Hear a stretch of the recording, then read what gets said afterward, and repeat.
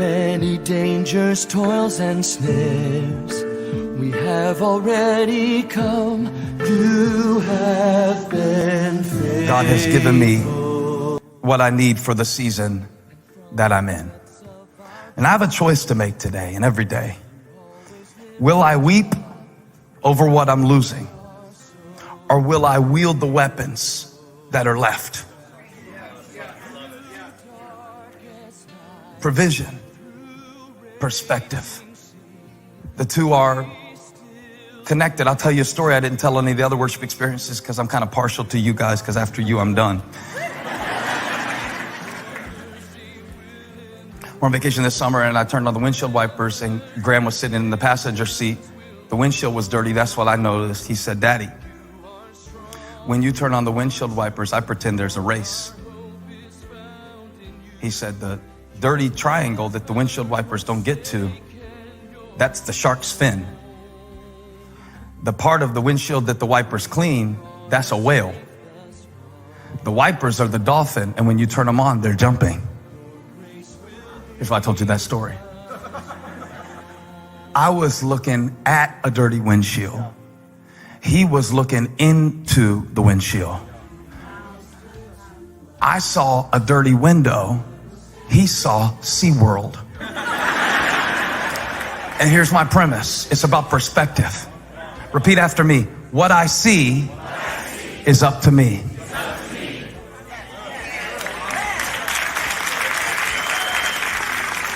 Elisha was a seer, and when he saw something, he spoke, and he spoke something, and he saw something, and the needs of the people materialized because of Elisha's ability to see and to speak. There is a connection between your vision and your victory. Your perspective is connected to your provision.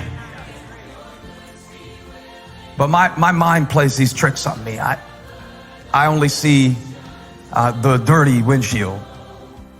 Here's the thing that my mind is always noticing. I'm always noticing and asking myself the question, and I have the ability to work in any situation, to walk in, and I automatically notice what I'm missing. That's what my brain tends to think when I walk into a situation. And I want you to pray for me, because this is a terrible question just to walk in. Do y'all have that question? Because I want it on the screen. My brain is constantly asking the question, walking into any situation. Flow with me. What am I missing? What am I missing? I'm really good at weeping over what isn't there, or worrying over what isn't there. My brain is trained to do it.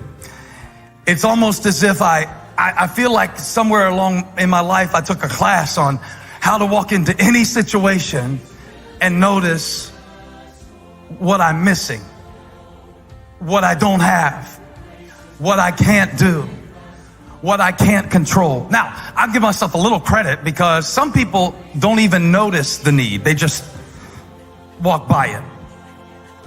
It amazes me sometimes what my children will not even see that needs to be done. It's not that they didn't do it, it's that they didn't even see that it needed to be done. One of my children asked Holly the other day, "You mean I have to take a bath every day?" He doesn't see the need because he doesn't smell the stench. You know, you can get to a place in your life where you've been in a situation and condition so long that everybody else smells it but you.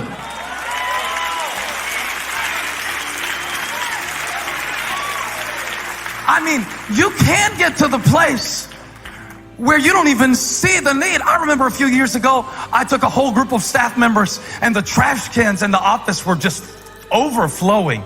Not kind of full, overflowing. And I walked a group of staff around, and I said, "Answer me a question. Did you not take this trash out because you didn't want to take it out? Or did you not notice?" And you know what? Honest to God, they didn't even notice the need, or at least that's what they told me. And some people don't even notice. Worse yet, sometimes we don't see the need because all we see is the symptom. Can I preach a little bit? In your body, this is called referred pain. It's when you have something wrong in your chest, but you feel it in your neck, so you're trying to fix it in a place that it is not coming from. And when David said, "The Lord is my shepherd, I shall not want," he is also implying that God is the only one who knows what I really need. What I really need. When I pray, "Give me this day my daily bread," as Jesus taught his disciples to pray, I no longer pray, "God, give me what I think I need," but give me what you know I need. God is the only one who has been in my tomorrow, so he's the only one who knows what I'm going to need when I get there. And if he knows I need to fight a lion, so I'll be ready for Goliath, I want to fight the lion. I don't want him to prevent the fight. I want him to provide the faith so that I will. Because if I don't fight Goliath, I can't get his sword. And if I don't get his sword, it won't be in storage when I need it. God knows what I need. He is my source. Somebody shout, "God is my source." Tell it to the person sitting next to you, "You're not my source." My job is not my source. My boss is not my source. See, there are some things in life that are nice to have, but I don't really need them to survive. I love when Holly says this to me, and Valentine's Day is coming up, so maybe she'll say this to me on Tuesday. She'll say, "I appreciate everything you've given me," because I try to take care of her. I really do. And always to the best of my ability. Sometimes that meant water and we eat chips at the Mexican and share a Speedy Gonzalez. But sometimes that meant I could take her to Morton's. But whether it was Mexican or Morton's, it didn't matter. I was always giving her what I could. But every once in a while, she'll tell me something like this: "It's not the things that you gave me," and I think she means it. It's not the things, because she was there with me when there weren't any things. It's not the things. She loved me in Juniper Terrace, apartment C15. She loved me in the duplex. I don't love you for the Denali. I love you in the duplex. It's not what you gave me. Our love is not contingent upon a material possession.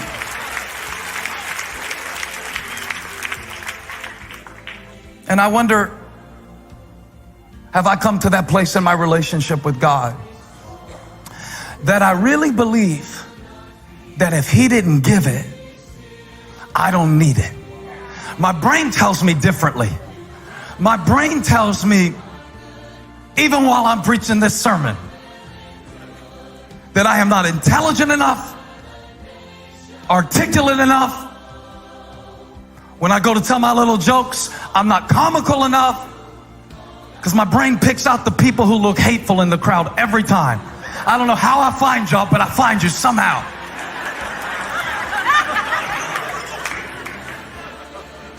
And my brain will pick out what's missing. There could be 1,000 people standing up, "Preach, Pastor," but my little brain, you too? I mean, I can walk in a situation and find what's wrong in a minute. Notice who wasn't nice to me in a minute. Always notice what I'm missing. Always notice what I lack. Always notice what I've lost.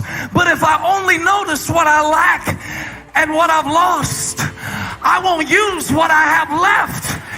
And what God wants to do through my life next is not contingent upon what I lack or what I've lost. Come on, you better help me preach. Get a bow, get some arrows, punch your neighbor in the arm and say, "What you have is what you need." What you have is what you need. What you have is what you need. What you have is what you need. What you have is what you need. God should have made me taller. I didn't choose to be 5'9". 5'9" is all I need. That's all I need. I don't need any extra inches. Praise the Lord. One time I called a guy to thank him for contributing to the church, and he said, "I appreciate your call. It's nice, but I want you to know it's not needed." And I thought it was needed, because he gave $1 million to the church. I thought if you gave $1 million, you ought to get a phone call from the head man. He said, I appreciate it, and it's nice to hear from you, but it's not needed. I never forgot what he said. This was years ago. And this week, I was reminded of one time when Paul, he was in prison, right? He's writing to the church at Philippi who just contributed toward his legal defense. And so Paul writes to them to thank them and express his gratitude. He says, hey, I got your gift and I was happy for it. In fact, I rejoiced greatly, this is Philippians 4 verse 10, that you renewed your concern for me at last. It took a while. But I know that you were concerned but had no opportunity to show it. Now that's important too, because Paul's problem created their opportunity. Sometimes we miss God's provision because it is disguised as a problem. And we don't receive the provision because it's wrapped in a package that looks like a problem.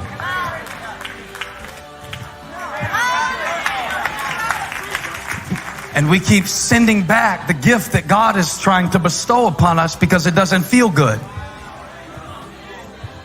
Sometimes God will send correction into your life to make you better. You've been praying for God to make you better, but he didn't do it through somebody telling you how good you are.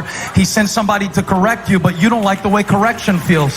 So rather than receive the correction, which is a gift to take you where God is calling you to, you get offended and quit.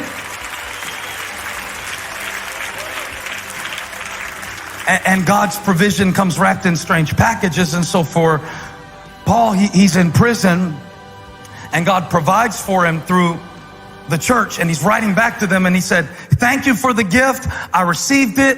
I was happy about it and I appreciate it. But watch what he says in the next verse. He said, I'm not saying this because I'm in need. For I have learned this is something that you are not born with. You don't know what you need. I mean, you are born just screaming. You don't know what you need. You just know that you need to eat. You don't understand the process, but life is the process of God teaching you that he is the one who feeds you. Sometimes he'll do it over here. Sometimes he'll do it over there. Sometimes he'll do it through nobody at all. Sometimes he'll do it when you're all alone. But when God is your source, you will never lack supply. Therefore, do not worry about tomorrow, saying, what shall we eat? Or what shall we drink? Or what shall we wear? For your Father knows you need these things.